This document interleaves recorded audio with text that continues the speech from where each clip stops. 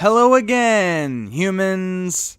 It is I, Jim the Ape, and I've been planning on making this video since before I reached 100 subscribers, and now I have almost 150. Holy fucking shit! You guys are amazing. Thanks so much for the support, from the bottom of my heart.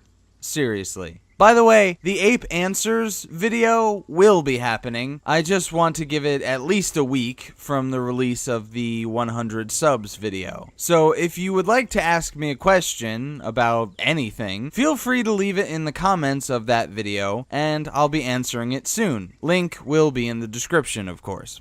Anyway, this is another topic that I feel very strongly about due to sheer empathy, rather than personal experience, thankfully. And that is the subject of female-on-male rape. Specifically, the UK government and their gender-biased definition of rape. Now, I already made a video about what the legal definition of rape should be, i.e. gender neutral and considerate of a wide variety of sexual situations, some of which may be at least partially consensual. I will also link that video in the description so you can check that out if you haven't already. So basically, I've said most of what I needed to say about the general topic in that video. However, there is a petition for UK citizens only, which I cannot sign, seeing as how I'm an American ape, but I encourage my viewers from across the pond to sign it, or at least spread the word about it if you're not a UK citizen. The link to that petition will, of course, be in the description as well. But anyway, I stumbled upon a great video on the subject by someone called Egalitarian Feminism. So I wanted to show you the highlights from that video.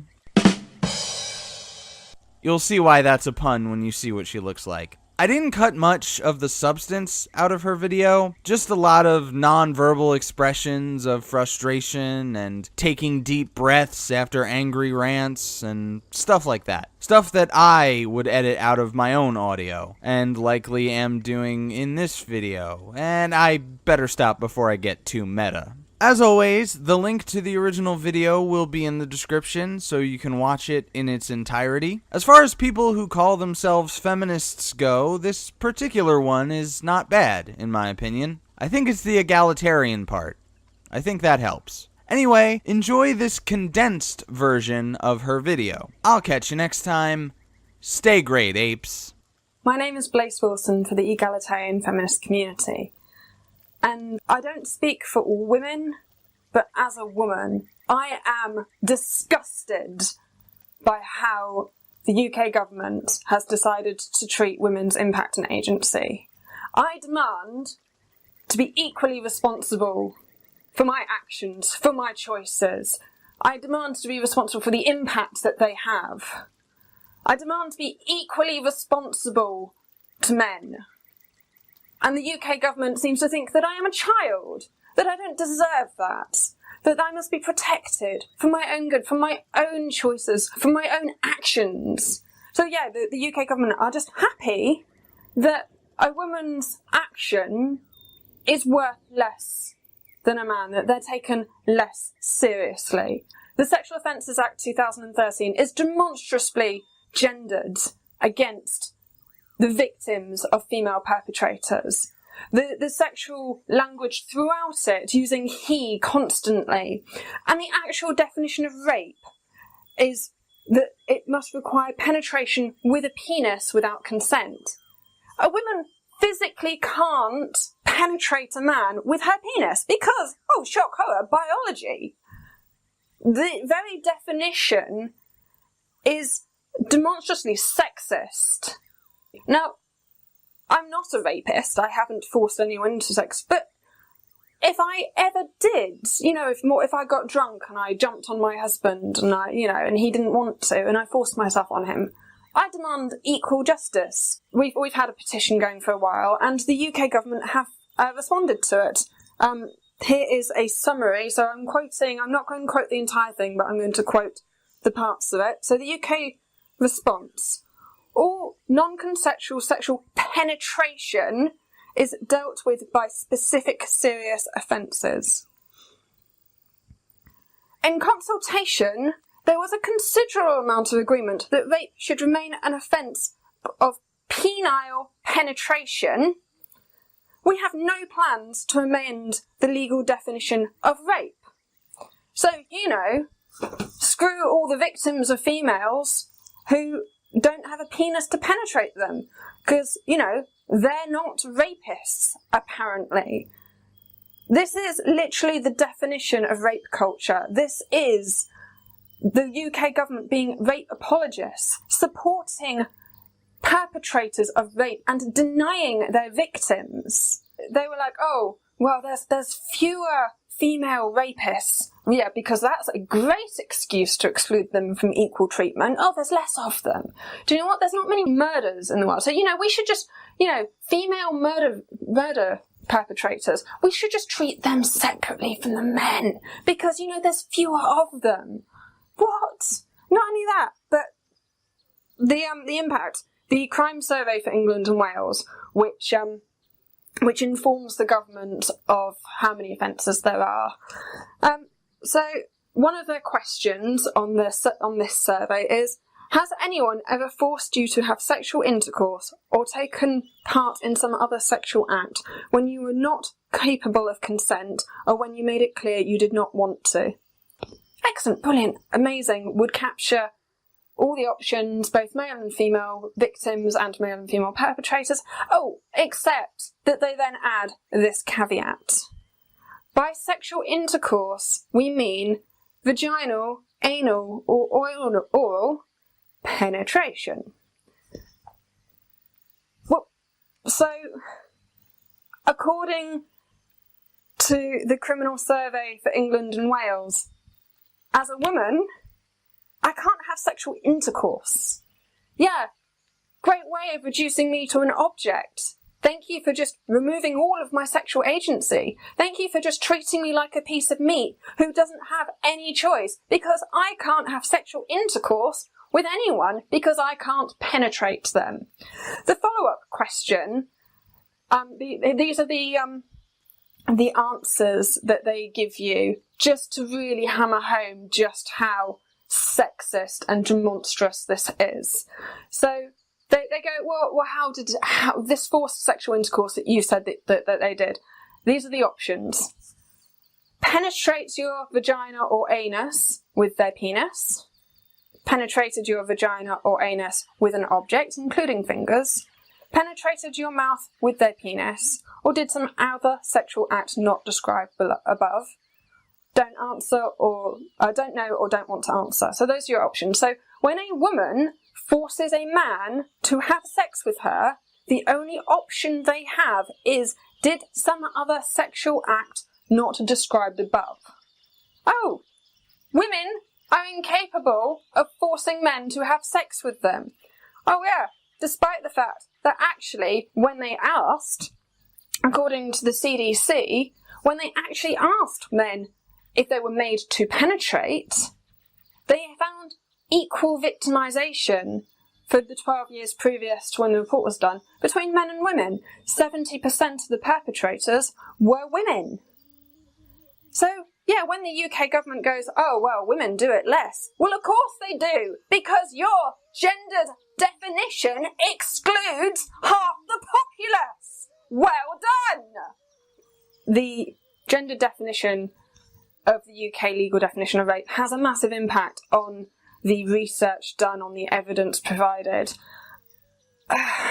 So, what does a female perpetrator look like? What is women's agency? So women can rape.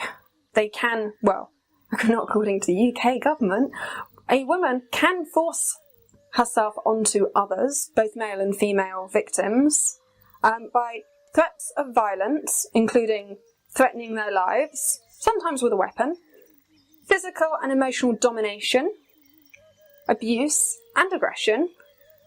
Sometimes they'll use restraints, and often, and most commonly, they will use or take advantage of intoxication by either drugs or alcohol.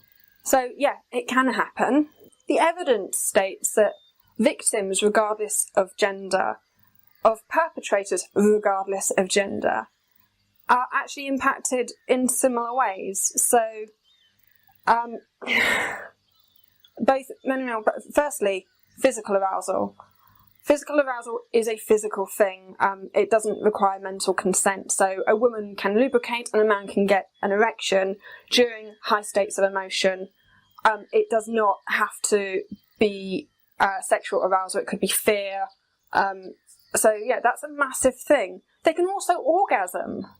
A lot of victims during really horrific, violent rape report orgasming against their will. Their bodies have how horrible must that be when your own body does that to you in the middle of violent, horrific rape, and your body goes, oh, this is nice. No, that must be so traumatic for both men and women that your body does that to you. So the results are post-traumatic stress disorder, which is sleeplessness, guilt. They often feel isolated. It has a massive impact on their social life, their emotional state, and a lot of them become averse to sex afterwards, even consensual sex, because it reminds them of the thing, which has a massive impact on future relationships. This has a massive impact on victims. And the UK government just goes, oh well, we're not going to change... We're not going to include all victims in our definition of rape. The rape culture, supported by the UK government, there's a load of myths surrounding it. Like, particularly when the victim is male and the perpetrator is female, there are just a huge amount of myths surrounding that. Like the fact that, the men should fight back. But when your life has been threatened, actually, anyone freezes up. It's very common, even if you've had martial arts training. A lot of the time they just freeze up. The fact that this is happening to them,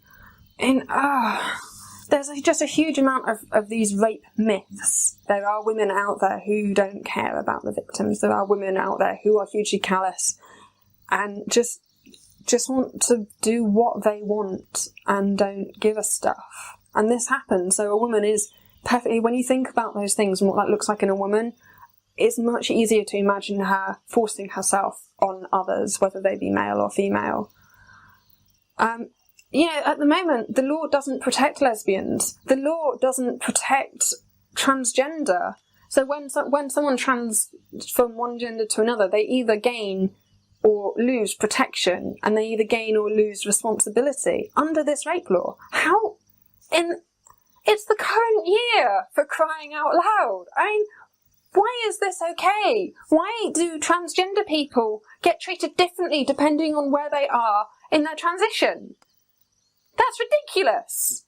So because the victims of female perpetrators aren't taken seriously, if they report it, if they're taken seriously by the law departments, if it manages to go to court, they often suffer what's called secondary victimisation, where the courts just don't believe them.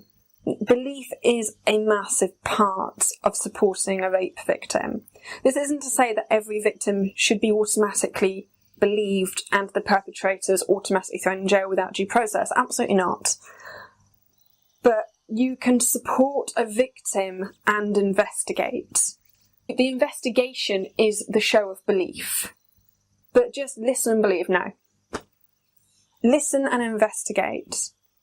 Listen, support and investigate, without these myths that will stop you from believing automatically. So in 2007, the Home Office said this of victims of rape. They said that all victims deserve to be supported, to be treated with dignity and respect, and to see their offenders brought to justice. Well, how can they, when the UK government doesn't recognise half the victims? And according to the CDC report, when asked about Made to Penetrate, they are ignoring half the rape victims by ignoring half the perpetrators. And I, as a woman, demand to be treated equally to men, for better or worse. I demand equal responsibility, equal rights, equal responsibility, for better or worse. I demand that my agency and my impact be taken seriously. As a woman, I demand equality, and as a feminist, this is what I fight for. Please, if you haven't done so already, if you're a UK citizen, please sign the petition, link below. If you're not a UK citizen, unfortunately this is a UK citizen only thing, but please do spread the word, please do get others, just advertise it, spam it out there, get people to see this. Try and get some of the big YouTubers to cover this. I have used up all of my influence. I think I've spammed this enough. We really need to get some of the really big hitters, the YouTuber. We really need to get media involved. My sphere of influence is used up. So please, just help us to help the victims, all of them. Thank you.